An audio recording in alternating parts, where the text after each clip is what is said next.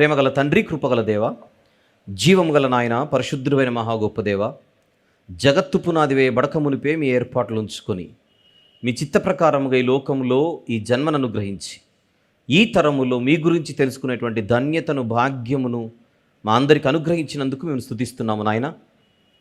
తండ్రి, సమాజ శ్రేయస్సు కొరకు ఏర్పాటు చేసినటువంటి ఈ 3 రోజుల సభలలో మొదటి దినమునకు క్షేమంగా మమ్మను చేర్చి ఈ రాత్రి సభ జరుపుకొనుటకు మీరు చూపించుచున్నటువంటి మీ అపారమైనటువంటి ప్రేమను బట్టి, కృపను బట్టి, మీ ఆత్మ నడిపింపును బట్టి, ఈ చల్లని వాతావరణమును బట్టి మిమ్మల్ని స్తుతిస్తున్నాము నాయన.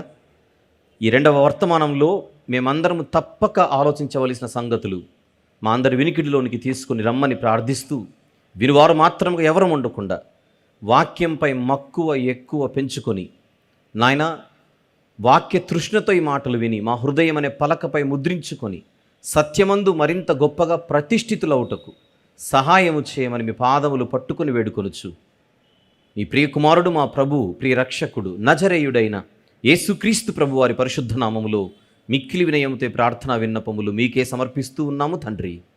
ఆమెన్.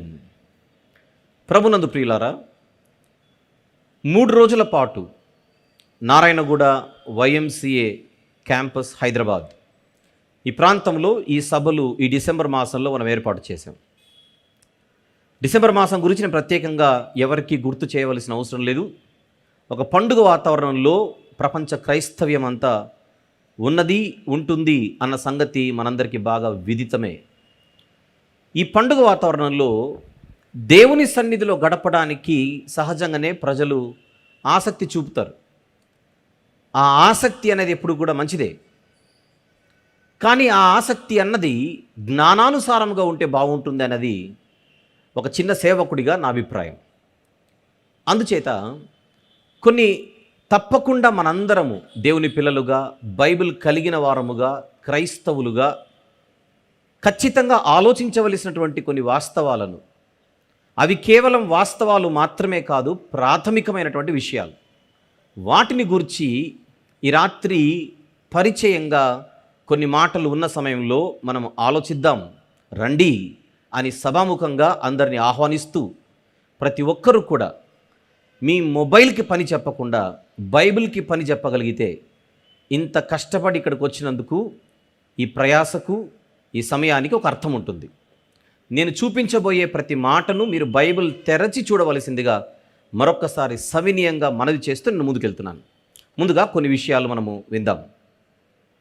క్రిస్మస్ మాసం, క్రిస్మస్ వాతావరణం లేదా క్రిస్మస్ సీజన్, ఏ ఒక్కరిని పలకరించినా డిసెంబర్ మాసంలో అసలు ఈ క్రిస్మస్ గురించి మీకు తెలిసినటువంటి లేదా అవగాహన కలిగినటువంటి విషయం ఏమిటి అని ఒకవేళ మనం అడిగితే, క్రైస్తవేతరులు సహితం చెప్పే సమాధానమే, యేసుక్రీస్తు అన్న ఆయన ఈ భూమి మీద పుట్టాడటగా, ఆయన పుట్టిన సందర్భాన్నే ప్రపంచ క్రైస్తవులందరూ పండుగగా జరుపుకుంటారు.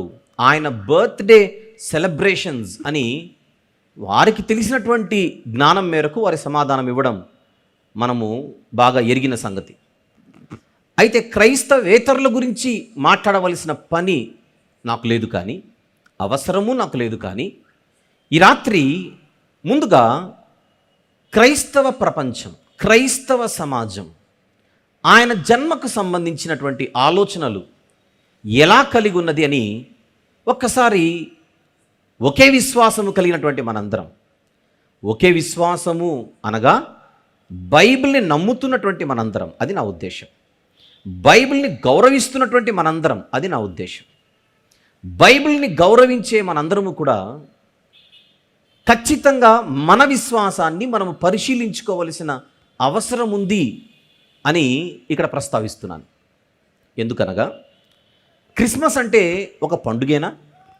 క్రిస్మస్ అంటే కేవలము మనము ఒక పండుగ పేరట ఆనందించి ఇంటికి వెళ్ళిపోవడమేనా? క్రిస్మస్ పేరట మనం ఇంటిని గొప్పగా అలంకరించుకోవడం మాత్రమేనా? క్రిస్మస్ అంటే అందరము సంతోషంగా కేకులు కట్ చేసుకొని, మిఠాయిలు చేసుకొని పంచుకోవడమేనా? క్రిస్మస్ అంటే క్రొత్త బట్టలు తప్పకుండా కొనాల్సిందేనా? కొన్ని ధరించి ఆనందించాల్సిందేనా? Is this called Christmas? యేసుక్రీస్తు ప్రభు యొక్క జన్మ గురించి బైబిల్ అలానే బోధించిందా? అలాగని క్రొత్త వస్త్రాలు కొనుక్కోవడం తప్పు కాదు, మంచి ఆహార వంటకాలు వండుకోవడం తప్పు కాదు, భుజించడము తప్పు కాదు, ఇంటిని మరింత చక్కగా శుభ్రపరచుకొని కొత్త పెయింట్లు వేసుకొని మన ఇంటిని మరింత అందంగా మనము దిద్దుకోవడంలో కూడా తప్పేమీ కాదు. అవి తప్పు అని నేను విమర్శించడము లేదు. అయితే అక్కడికి మాత్రమే క్రైస్తవులైనటువంటి మనం పరిమితం అవ్వకుండా అసలు ఎవరిని బట్టి మనం ఆనందిస్తున్నామో, ఎవరిని గూర్చి మనందరం కూడా పండుగ చేసుకుంటున్నామో, ఎవరి జన్మకు సంబంధించినటువంటి ఆలోచనలతో ప్రతి ఏటా మనం సంబరాలలోనికి దిగిపోతున్నామో, అసలు ఆయనను గురించి మనకున్నటువంటి అవగాహన ఏమిటి? ఆయనను గురించి మనకున్నటువంటి ఆలోచనలు ఏమిటి? ఆయనను గురించి మనకు ఖచ్చితంగా ఉండవలసినటువంటి జ్ఞానం ఏమిటి? ఇది ఖచ్చితంగా పరిశీలించుకోవాలి. కొన్ని సందర్భాలలో ఎలా ఉంటుందంటే, మన ఊరికి ఎవరో వచ్చారు, మన కాలనీకో మన ఏరియాకో మనం ఉంటున్న ప్రాంతంలోనికి. ఆయనను చూసి వందలాది మంది ఆనందిస్తూ జేజేలు కొడుతూ పూలు జల్లుతూ విజిల్ వేసుకుంటూ ఎగురుతుంటే, ఆయన ఎవరో మనకు తెలియకపోయినా కొన్ని సందర్భాలలో మిగిలిన వాళ్ళు కూడా ఆ యొక్క సంతోషకరమైనటువంటి వాతావరణంలో చేరి వీళ్ళు నవ్వుతుంటారు, వీళ్ళు ఎంజాయ్ చేస్తుంటారు, వీళ్ళు చూస్తూ ఉంటారు. కొన్ని సందర్భాల్లో వచ్చిన ఆయన ఎవరో చూసేవాడికి తెలియదు, వచ్చిన ఆయన ఎవరో చూసేవాడికి తెలియకపోయినా నవ్వుతూ ఉంటాడు, చూసేవారికి తెలియకపోయినా సంతోషిస్తుంటాడు, చూసేవారికి తెలియకపోయినా అక్కడ మాత్రం ఉండి కాసేపు అలా గడపడానికి ఇష్టపడుతూ ఉంటారు. ఈ సమాజంలో మనము తరచుగా చూసేటువంటి పరిస్థితి. అంతెందుకు, ఒక మాట, మనం నలుగురు మధ్య ఉన్నాం. ఈ నలుగురు ఒక్కసారిగా పక్క నవ్వడం మొదలుపెట్టారు. వాళ్ళు ఎందుకు నవ్వుతున్నారో, ఎవరు జోక్ వేసారో, ఆ జోక్ ఏంటో మనకు తెలియకపోయినా ఆ నలుగురు నవ్వుచున్న దానిని బట్టి మనకు నవ్వు రాదు, మనము నవ్వం. మనం కూడా వాళ్ళతో పాటు నవ్వి చివరిని అడుగుతాం, ఇంతకు మీరు ఎందుకు నవ్వుతున్నారు అని. ఇలాంటి అనుభవాలు కూడా మనకు ఎదురవుతుంటాయి. ఎందుకు నవ్వుతున్నామో మనకు తెలియదు, కానీ నవ్వుతాం. అయితే నాకంటే ముందటి వారు, నాకంటే పూర్వీకులు క్రిస్మస్ చేసుకున్నారు కనుక నేను చేసుకుంటున్నాను, ఇలా చేసుకున్నారు కనుక నేను ఇలానే చేసుకుంటాను, this is what I have learn from my previous generations from all my elders అని అనుకొని మనం అక్కడికే స్టిక్ ఆన్ అయిపోతే మనం చాలా నష్టపోతున్నామేమోనని ముందుగా ఇక్కడ నేను మీ దృష్టికి తీసుకొని వచ్చే ప్రయత్నం చేస్తున్నాను. అందుచేత ఈ రాత్రి ఎవరిని బట్టి ప్రపంచం పండుగ వాతావరణంలోనికి వెళ్ళిందో, ఎవరిని బట్టి ఈ సంబరాలు జరుగుతున్నాయో, ఎవరిని బట్టి ఈరోజు ఈ సెలబ్రేషన్స్ అని చోటు చేసుకుంటున్నాయో, ఆయనను ప్రపంచం ఒక పేరుతో పిలుస్తోంది. ఆ పేరే స్క్రీన్ మీద లేదా బ్యానర్ మీద మీకు కనబడుతున్నట్టుగా, పోస్టర్ల మీద లేదా ప్యాంఫ్లెట్స్ మీద కనబడుతున్నట్టుగా, పబ్లిసిటీలో మీ వరకు వచ్చినటువంటి అంశం ఈ సభల కోసం, అదే జీసస్ లేదా యేసు. ఈ పేరు కొత్తగా ఎవరికి పరిచయం చేయవలసిన పేరైతే కాదు. ఆరిన నేల మీద దాదాపుగా 99% మందికి, ఎందుకు 99 అన్నానంటే అడవి మనుషులు కూడా ఉంటారు కనుక వాళ్ళని పక్కన పెట్టాను, అంతే, ఇంకేం లేదు. ఇప్పటికీ అడవి మనుషులు ఉన్నారు. అండమాన్ దీవులకు వెళ్ళండి, అడవి మనుషులు ఇప్పటికీ ఉంటారు. బహుశా వాళ్లకు యేసు అనే పేరు తెలియకపోవచ్చు, జీసస్ అనే పేరు తెలియకపోవచ్చు. అందుకే 99% అని చెప్పి ఆ 1%ని పక్కన పెట్టాను. ఆ మధ్యకాలంలో నేను అండమాన్ నికోబార్కి వెళ్ళినప్పుడు కూడా ఆ ప్రాంతంలో వారి గురించి వినడం, ఒక రకంగా చూడడం కూడా జరిగింది. అందుచేత అలాంటి కేటగిరీలో ఉన్న వారిని, పుట్టుకతోనే మతిస్థిమితం లేని వారు ఉంటారు, అలాంటి వారిని పక్కన పెడుతున్నాను. అలాంటి జాబితాలో ఉన్న వారిని మినహాయిస్తే 99% మంది ఈ ప్రపంచంలో ఈ పేరును ఎరిగిన వారే, వారందరిలో నేను ఉన్నాను, వారందరిలో మనందరము ఉన్నాము. మనకు బాగా తెలిసిన పేరిది, జీసస్ లేదా యేసు అని అందరికీ తెలుసు. కనుక తెలిసిన ఆ పేరునే తీసుకొని ఒకవేళ ఇప్పుడు నేను ఎవరికైనా పనిచ్చి మైకిచ్చి మీ వద్దకు పంపించి ఒక ప్రశ్న అడిగితే ఈ రాత్రి మీరు ఇచ్చే సమాధానం ఏమిటి? ఆ ప్రశ్నే, హూ ఈజ్ జీసస్? యేసు ఎవరు? ఈ ప్రశ్న కనుక ఈ సభలో ఉండి ఈ సభాముఖంగా నేను మిమ్మల్ని అందరిని అడిగితే మీ దగ్గరున్న ఆన్సర్ ఏమిటి? ఈ ప్రశ్న ఇక్కడ కూర్చున్న మిమ్మల్ని అందరినీ అడుగుతున్నాను. TWM లైవ్ అనే యూట్యూబ్ ఛానల్ ద్వారా, ద బైబిల్ మెసేజెస్ అనే యూట్యూబ్ ఛానల్ ద్వారా ఈ సభల ప్రత్యక్ష ప్రసారం చూస్తున్న లైవ్లో ఉన్న వారిని అందరినీ కూడా అడుగుతూ ఉన్నాను. భవిష్యత్తులో రికార్డ్ అవుతున్నటువంటి ఈ మెసేజెస్ ఎవరైతే చూడబోతారో వారిని కూడా నేను అడుగుచున్నట్టుగా భావించాలి. సండే స్కూల్ స్థాయి నుండి ఈ పేరు వింటూ వచ్చాం. ఊహ తెలిసినప్పటి నుంచి ఒకవేళ క్రైస్తవ కుటుంబాలలో పుట్టిన వారమైతే ఊహ తెలిసినప్పటి నుంచి ఈ పేరును వింటూనే వస్తున్నాం, చదువుతూనే వస్తున్నాం. ఆ పేరును బట్టి పాటలు పాడిన వారం మనందరం, ఆ పేరును బట్టి స్తుతించిన వారం మనందరం, ఈ పేరు గురించి అసలు పరిచయం అక్కర్లేదనేటువంటి భావనలో ఉన్నటువంటి మనందరి ముందు ఈ 3 రోజుల సభల ద్వారా ఒక ప్రశ్న వస్తుంది. నీకు బాగా తెలిసిన పేరు యేసు కదా, నీకు బాగా తెలిసిన పేరు జీసస్ కదా. అలాగైతే ఈ ప్రశ్నకు సమాధానం చెప్పు. Who is Jesus? యీషు కౌన్ హై? యేసు ఎవరు?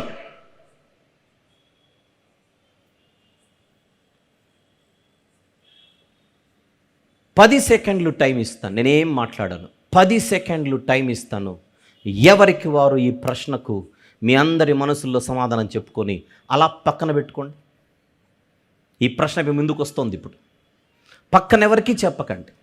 నువ్వేం చెప్పావని ఎవరిని అడగకండి, నువ్వేమనుకుంటున్నావు అని కూడా అడగకండి. ఎవరికి వారు ఆన్సర్ అలా నెంబర్ వేసుకొని మదిలో అలా పెట్టుకోండి. Who is Jesus? యేసు ఎవరు? 1 2 3 4 5 6 7 8 9 and 10. మీ అందరి దగ్గర ఆన్సర్ ఉందని అనుకుంటున్నాను. నిజానికి మీ మనసులో ఏముందో చెప్పనా? ఒకవేళ అనుకుంటే కొంతమంది, మాకు ఇది కూడా ఎక్కువ టైమే, 10 సెకండ్స్ కూడా ఎక్కువే, నువ్వు అడిగేటప్పుడే మాకు ఎప్పుడో తెలుసు ఆన్సర్. విచిత్రం ఏంటంటే ఈ ప్యాంఫ్లెట్లు ఏవైతే ఈ సభలకు సంబంధించిన కరపత్రికలు ఉన్నాయో, ఈ ప్యాంఫ్లెట్స్ అన్నవి చర్చిల దగ్గర కూడా పంచారు మన వాళ్ళు. పంచినప్పుడు ఆ ప్యాంఫ్లెట్లను తీసుకున్న సంఘస్థులు కొంతమంది ఏమన్నారు చెప్పనా? నా దగ్గరకు వచ్చిన రిపోర్ట్, యేసు అంటే మాకు తెలుసు, మేము రావాల్సిన అవసరం లేదని. ఏమని తెలుసు? ఎంత తెలుసు? ప్రారంభిద్దాం. Open your Bibles. There are 2 portions in the Bible that we all know, the Old Testament and the New Testament. పాత నిబంధన, క్రొత్త నిబంధన అనే 2 భాగాలు కలిగినటువంటి ఈ పుస్తకము మనకు బాగా తెలుసు. క్రొత్త నిబంధన తెరుద్దాం. లూకా సువార్త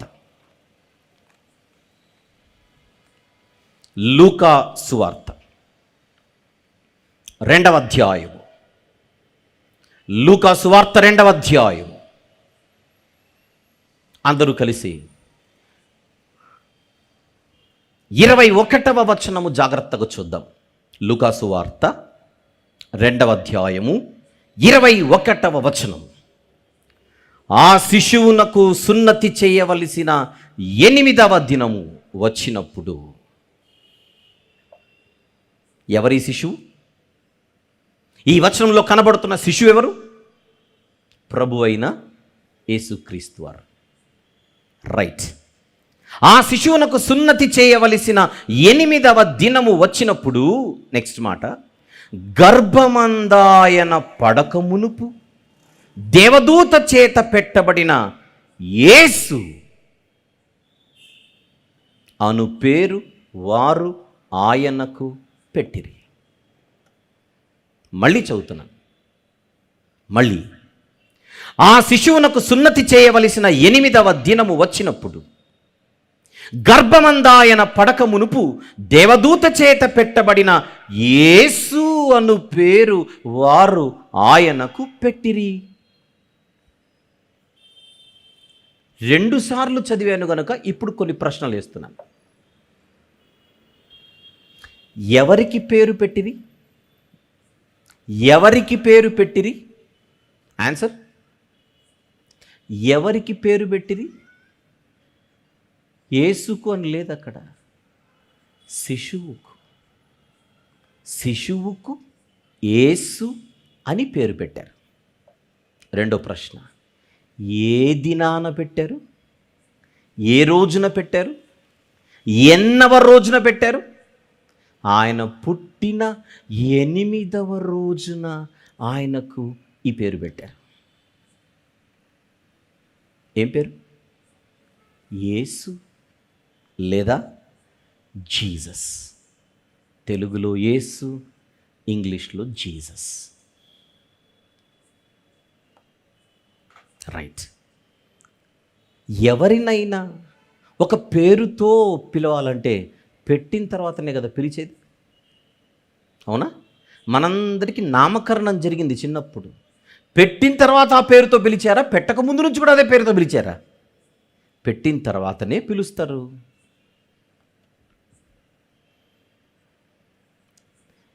ఈ భూమి మీద ఏ పేరైతే ఆయనకు పెట్టారో 8వ రోజున ఆ పేరుతో ఆయన పిలువబడ్డాడు. ఐ రిపీట్, ఏ పేరైతే ఆయనకు 8వ దినాన పెట్టారో అప్పటి నుండి ఆయన యేసు అన్న పేరుతో పిలువబడ్డాడు. ఇప్పుడు నేను జనరల్గా అడుగుతున్నా, 8వ దినాన యేసు అనే పేరు పెడితే 7వ దినాన ఏ పేరుతో ఆయన్ని పిలిచారు? 6వ దినాన ఏ పేరుతో ఆయనను పిలిచారు? 5వ దినం, 4వ దినం, 3వ దినం, 2వ దినం, మొదటి దినం. మరియమ్మ యోసేపులు వీళ్ళిద్దరూ మొదటి 7 దినాలు ఆయనని ఏమని పిలిచి ఉంటారు? ఏ పేరుతో పిలిచి ఉంటారు? పేరు పెట్టింది 8th డే అయితే, what about the 7th day, 6th day, 5th day, 4th, 3rd, 2nd and on the 1st day? ఆలోచిద్దాం.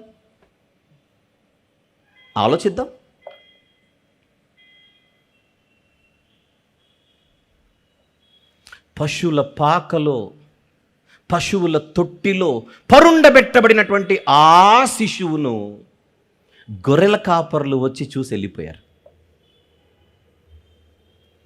ఆయన పుట్టిన తర్వాత మరియమ్మ గారు మాత్రమే చూశారా? ఆయన పుట్టిన తర్వాత యోసేపు గారు మాత్రమే చూశారా? ఆయన పుట్టిన దినానే, ఆయన పుట్టిన రోజునే గొర్రెల కాపర్లు వచ్చి చూసి వెళ్ళిపోయారు. వాళ్ళు ఆయనను యేసు అని పిలిచి ఉంటారా? పేరొచ్చింది 8th డే, వచ్చి చూసిన వాళ్ళు ఏమని పిలిచి ఉంటారు? తల్లి ఏమని పిలిచి ఉంటుంది? యోసేపు గారు ఏమని పిలిచి ఉంటారు?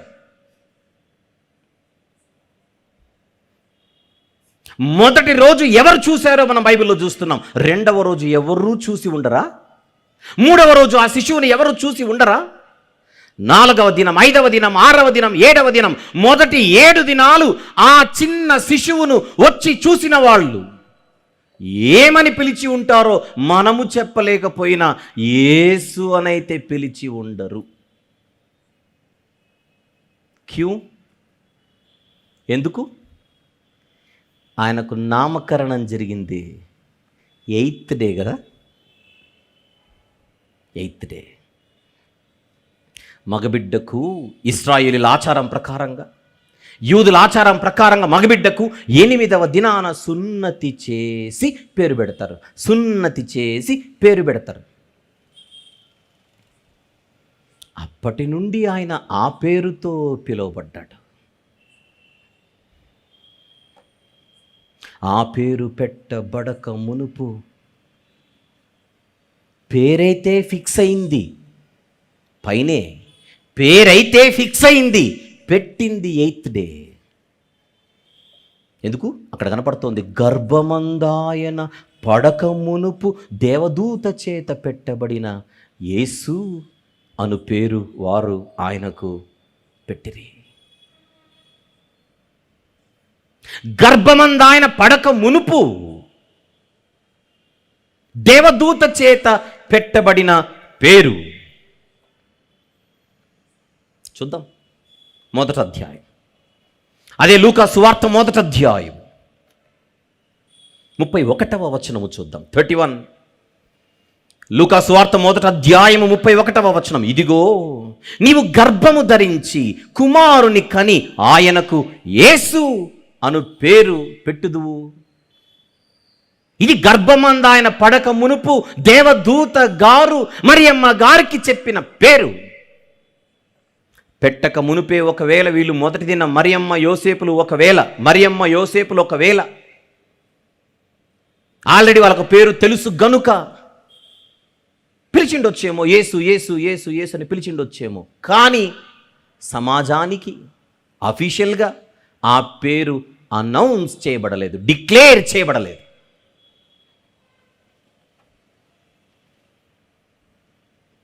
మత్తయి సువార్త 1వ అధ్యాయం, మత్తయి సువార్త 1వ అధ్యాయం 21వ వచనం. మత్తయి సువార్త 1వ అధ్యాయం 21వ వచనం. ఆమె ఒక కుమారుని కనును, తన ప్రజలను, జాగ్రత్తగా ఆలోచిద్దాం ఈ మాట, తన ప్రజలను, నెక్స్ట్ మాట, వారి పాపముల నుండి ఆయనే రక్షించును గనుక ఆయనకు యేసు అను పేరు పెట్టుదు. ఓహో, పలకడానికి సులభంగా ఉందని యేసు అనే పేరు పెట్టలేదన్నమాట. పలకడానికి సులభంగా ఉంటుందని పేర్లు మనం పెట్టుకుంటాం. మనము పేర్లు పెట్టుకోవాలంటే మన పిల్లలకు మన లెక్కలు వేరు. ఈజీగా ఉండాలి, అందంగా ఉండాలి, వినసొంపుగా ఉండాలి, మన బంధువుల్లో ఎవరికి ఉండకూడదు, మనకు తెలిసిన వాళ్ళల్లో కూడా ఎవరికి ఉండకూడదు, వెరైటీగా ఉండాలి, అందంగా ఉండాలి, కుదిరితే మంచి అర్థం ఉండాలి. ఇవి మన లెక్కలు, ఇవి మన లెక్కలు. కానీ ఈ శిశువుకు 2000 సంవత్సరాల క్రితం ఎవరైతే శరీరధారిగా ఈ భూమి మీద పుట్టారో, జనించారో, ఆ శిశువు గురించి మనం ఆలోచిస్తే ఆయనకు మీరు ఒక పేరు పెట్టాలంటున్నాడు దేవదూత. మరియమ్మ గారికి అదే మెసేజ్, యోసేపు గారికి అదే మెసేజ్. ఏం పేరు పెట్టాలి అని మీరు తర్జన భర్జన అవ్వాల్సిన అవసరం లేదు. పేరు పెట్టడానికి హోంవర్క్ చేసేది మనం, అంతేనా? నువ్వు ఒక 10 పేర్లు చెప్పు, నువ్వు ఒక 10 పేర్లు చెప్పు, నువ్వు ఒక 5 పేర్లు చెప్పు, అన్నీ పెట్టుకొని ఇప్పుడు ఆలోచిద్దాం. భలే కష్టం మనకు. మన బిడ్డకు పేరు పెట్టాలంటే భలే కష్టం. అన్నీ బాగానే ఉంటాయి, ఏది ఎన్నుకోవాలో మనకు తెలియదు.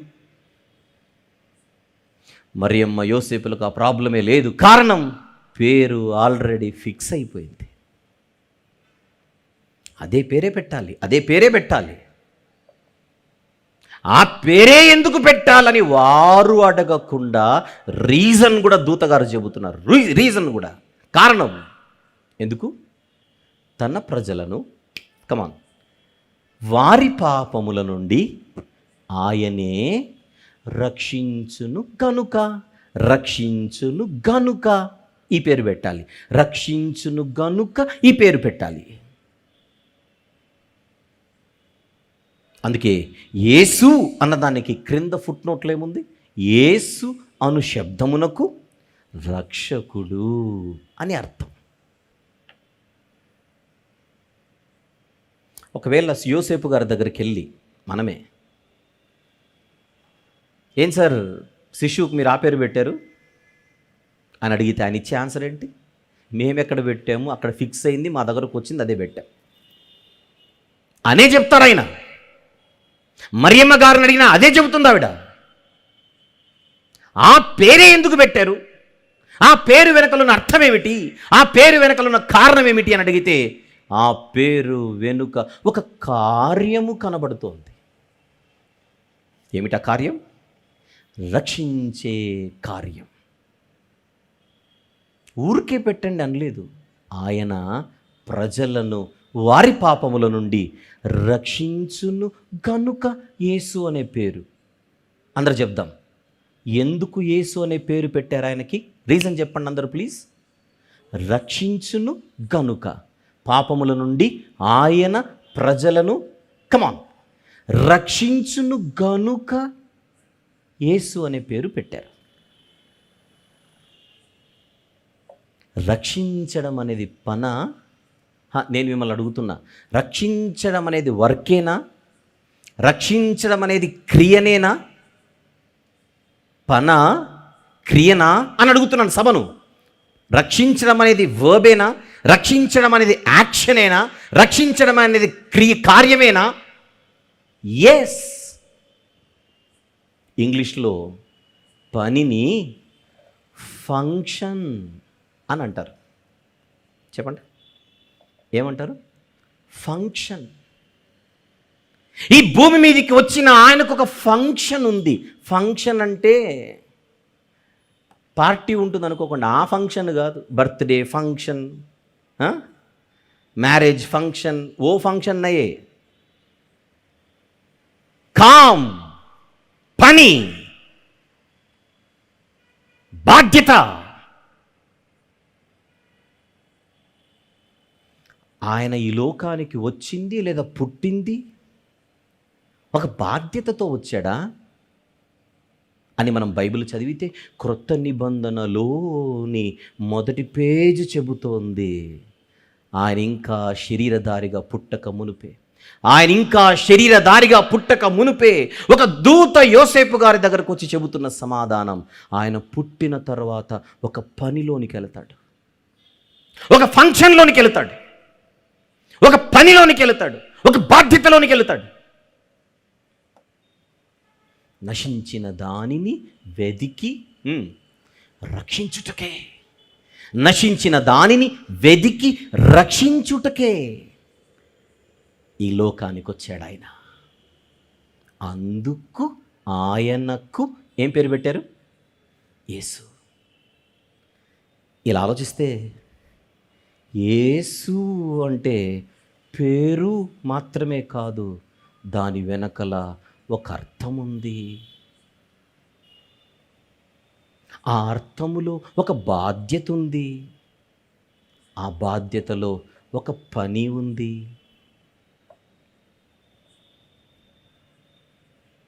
అలా గనుక బైబిల్ చూసుకుంటూ మనం ముందుకెళితే ఆయనకి ఇంకొక పేరుందండోయ్. అదే మత్తయి సువార్త,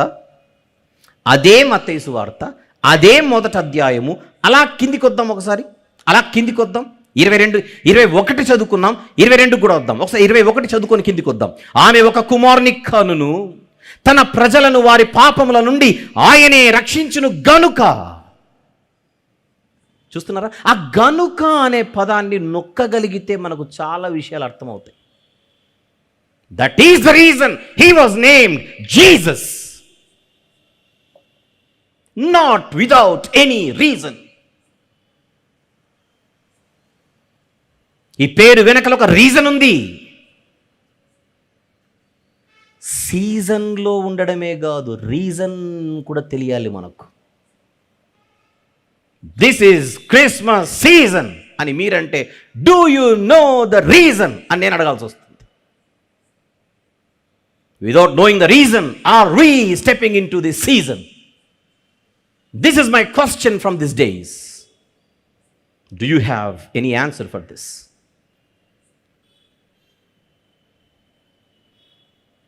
తన ప్రజలను వారి పాపముల నుండి ఆయనే రక్షించును గనుక ఆయనకు యేసు అను పేరు పెట్టుదు అనెను.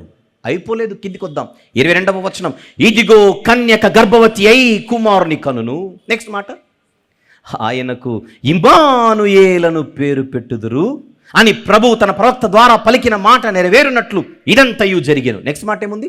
ఇమ్మానుయేలు అను పేరునకు భాషాంతరమున దేవుడు మనకు తోడని అర్థం. ఇక్కడ రెండో ఫంక్షన్ కనబడుతుందండోయ్.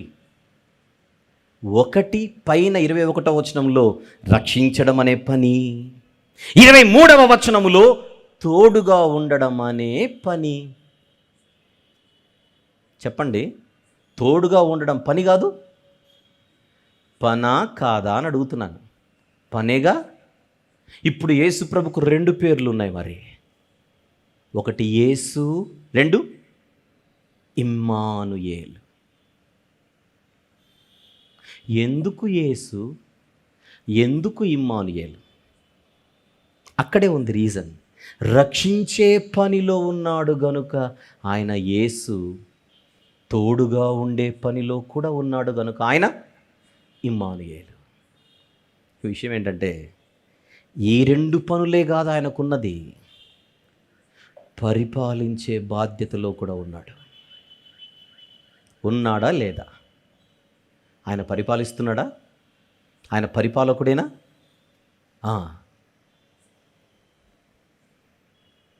అభిషేకింపబడ్డాడు. అభిషక్తుడు అభిషక్తుడు అభిషక్తుడు. మత్తయి సువార్త 1వ అధ్యాయం 1వ వచనం. మత్తయి సువార్త 1వ అధ్యాయం 1వ వచనం. అబ్రహాము కుమారుడగు దావీదు కుమారుడైన యేసు క్రీస్తు వంశావళి. క్రీస్తు అన్నదానికి ఫుట్ నోట్లు ఏముంది? క్రీస్తు అను శబ్దమునకు అభిషక్తుడని అర్థం. నేను అడుగుతున్నాను, క్రీస్తు అన్న పేరు ఎవరికి ఉంది? ఆయనకే ఉంది. ఆయన ఎవరు? ఆయనే యేసు, ఆయనే క్రీస్తు, ఆయనే ఇమ్మానుయేలు. ఒక్క పేరు లేదా ఆయనకు? ఒక్క పేరు లేదా? అన్నీ ఆయనవేనా? అలా గనుక బైబిల్లో చూస్తే ఆయన చేసే పనులను బట్టి ఆయనకు పేర్లు వస్తున్నాయి. చూడండి,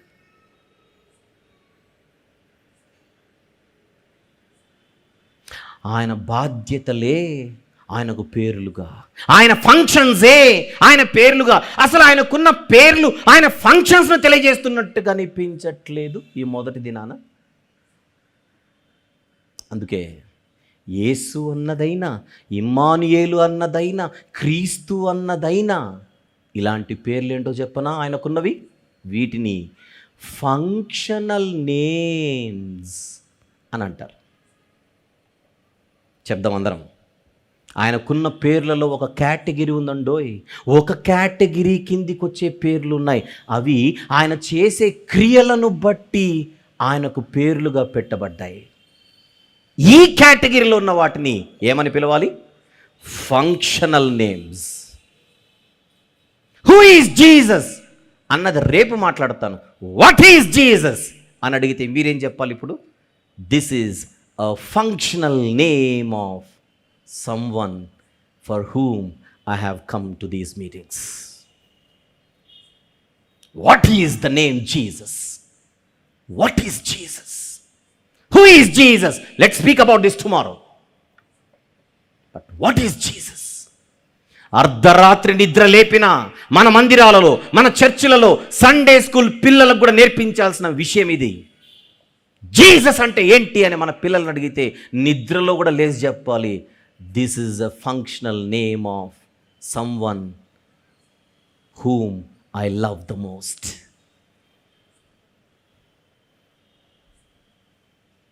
Who loves me the most.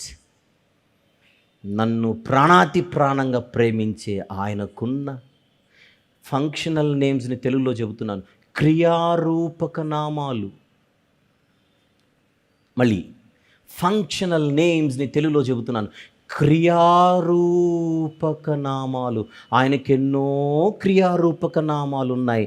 ఆ క్రియారూపక నామాలలో ఒక పేరుతో ఆయన భూమి మీద పిలువబడ్డాడు. ఆ పేరే జీసస్, యేసు.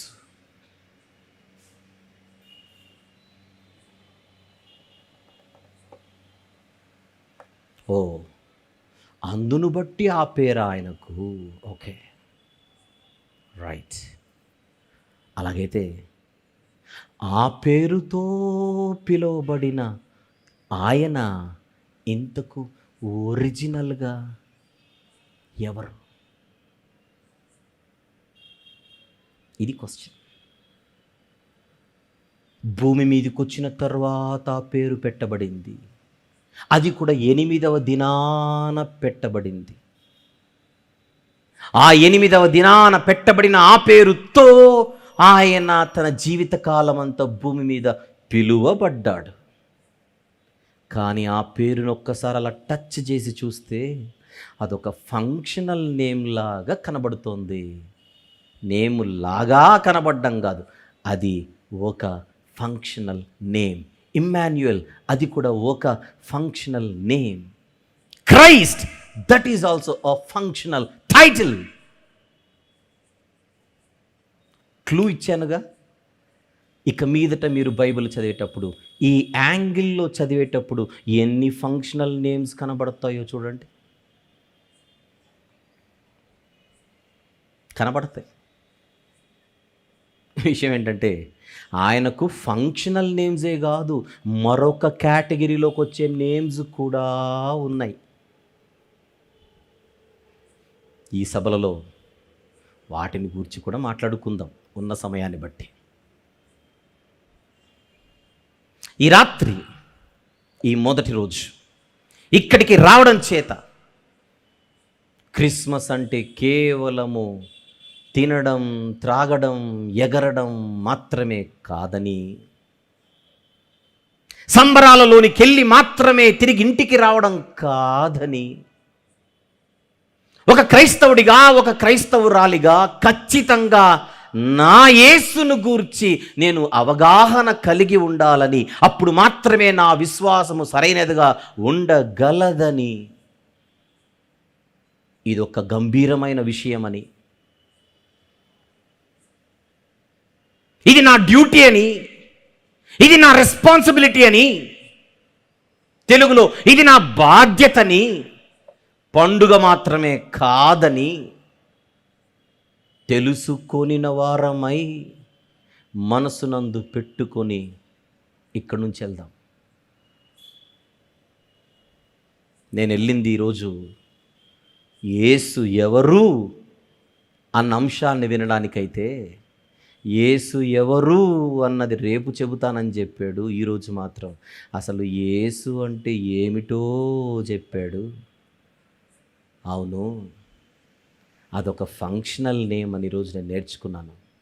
అలాంటి క్రియారూపక నామాలు ఆయనకు ఎన్నో ఉన్నాయని కూడా క్లూ ఇచ్చాడు. నేను చదువుకోవాలి అని అందరి రాత్రి నేర్చుకొని ఇక్కడి నుంచి వెళ్ళిపోవాలి. ఈ రాత్రి ఎవరైనా మన ప్రియులు, మనకు తెలిసిన వారు, మనవారు రాలేకపోయి ఉంటే వారందరినీ ప్రేమతో ఆహ్వానించండి. వాక్యముతో క్రిస్మస్ పండుగ చేసుకుందాం. రేపు, ఎల్లుండి కేకుతో కాదు, క్యాండిల్స్తో కాదు, వాక్యంతో. ఇష్టమున్న వాళ్ళందరికీ ఇదే మా ఆహ్వానం. Let's conclude it. ఈ మొదటి రోజు, ఈ రెండవ వర్తమానాన్ని నేను ముగిస్తున్నాను. మంచి ఆలోచనలు కలిగి వెళ్ళిపోదాం. మన రారాజు గురించి, మన ప్రభువు గురించి, మన ప్రియుని గురించి మరింత లోతైన విషయాలు నేర్చుకోవడానికి రేపు మనసులు సిద్ధపరచుకొని త్వరితగతిన పరుగెత్తుకుంటూ వచ్చేద్దాం. May God leaders. అందరూ లేచి నిలబడినట్లయితే ముగింపు ప్రార్థన చేసుకొని మనం సెలవు తీసుకుందాం. ప్రేమగల తండ్రి, కృపగల దేవ, జీవము గల నాయన, పరిశుద్ధుడైన మహా గొప్ప దేవ, ఈ రాత్రి మీరు మాకు ఇచ్చినటువంటి మాటలన్నిటిని బట్టి స్తుతులు చెల్లిస్తున్నాం. క్రిస్మస్ వాతావరణంలో మేమైతే ఉన్నాము, కానీ అనగా క్రైస్తవులైన మేము, కానీ ఎవరి పేరును బట్టి మేము ఈ పండుగ చేసుకుంటున్నామో అసలు ఆయన గురించి మాకున్న అవగాహన ఏమిటి, ఆ అవగాహన ఎంత, అని మమ్మును మేము పరిశీలించుకోవడానికి నాయన ఈ సభలను మేము ఏర్పాటు చేసుకున్నాం. వచ్చిన వారు ఈ తొలి దినాన ఎంతో చక్కగా మీ వాక్యాన్ని విని ఉన్నారు. వినిన వారు మాత్రముగా ఎవరూ ఉండకుండా హృదయం అనే పలకపై మాటలు ముద్రించుకొని వారి ప్రాంతములకు క్షేమంగా వెళ్ళి రాలేకపోయిన వారికి సైతం ఈ మాటలు వారికి అందించి ఆలోచింపజేసి రేపు రాత్రి వారిని కూడా తీసుకొని వచ్చుటకు ఈ పిల్లలను ప్రేరేపించి నడిపించమని ప్రార్థిస్తూ ఇంత చక్కగా నాయన ఈ రాత్రి ఈ సభను జరుపుకున్నటకు మీరు మాకు అనుకూలపరిచిన ఈ వాతావరణమును బట్టి మిమ్మల్ని స్తుతిస్తున్నాం. రేపు ఎల్లుండి దినాలు కూడా ఇదే రీతిగా మాకు దీవెనకరంగా మీకు మహిమకరంగా ఉండలాగున కృపచూపమని ప్రార్థిస్తున్నాం. వైఎంసీఏ యాజమాన్యం వారిని మరొక్కసారి ప్రార్థనలో జ్ఞాపకం చేసుకొని వచ్చున్నాం. అనుమతినిచ్చిన పోలీసు వారిని జ్ఞాపకం చేసుకొని వచ్చున్నాం. ఇలాంటి వాతావరణాన్ని తండ్రి మేము కలిగి ఉండుటకు తండ్రి చక్కని పరిస్థితిని కల్పించిన ఈ రాష్ట్ర ప్రభుత్వాన్ని జ్ఞాపకం చేసుకొని వచ్చిన మరింత గొప్పగా ఈ 2 రోజులు అనగా రేపటి దినం ఎల్లుండి దినం మరెన్నో విషయములు, ఎన్నో లోతైన విషయాలు మేము నేర్చుకున్నటకు మమ్మల్ని నడిపించమని మీ పాదములు పట్టుకొని వేడుకొనుచు మీ ఆత్మ సహాయం అర్థిస్తూ ప్రార్థించుటకు, స్తుతించుటకు, మీ సన్నిధిలో ఉండుటకు ఏమాత్రం యోగ్యత లేని మేము కేవలం మీ ప్రియకుమారుడు మా ప్రభు ప్రియ రక్షకుడు నజరేయుడైన యేసుక్రీస్తు ప్రభువారు శిలువలో కార్చిన అమూల్యమైన రక్తమును ఆశ్రయించి మాత్రమే మీ సన్నిధికి వచ్చి ఇటు రీతిగా మిమ్మల్ని స్తుతిస్తూ మహిమపరుస్తూ ఘనపరుస్తూ ఈ కొన్ని విజ్ఞాపన ప్రార్థనలు, ఈ ప్రార్థనలోని కొన్ని విన్నపములు ఆయన యొక్క పరిశుద్ధ నామములోని, ఆయన యొక్క దివ్య నామములోని, ఆయన యొక్క ప్రశస్తమైన నామములోని మిక్కిలి వినయముతో తలదించి మీ పాదముల చెంత పెట్టి వినయముతో సమర్పిస్తున్నాము తండ్రి. Amen, amen, amen. తండ్రి యొక్కయు, కుమారుని యొక్కయు, పరిశుద్ధాత్మని యొక్కయు ప్రేమ, కృప, సహవాసము ఇక్కడ కూడిన మనందరితోనూ, సర్వలోక పరిశుద్ధులందరితోనూ సదాకాలము తోడయుండి అత్యున్నతంగా నడిపించునుగాక. Amen, amen.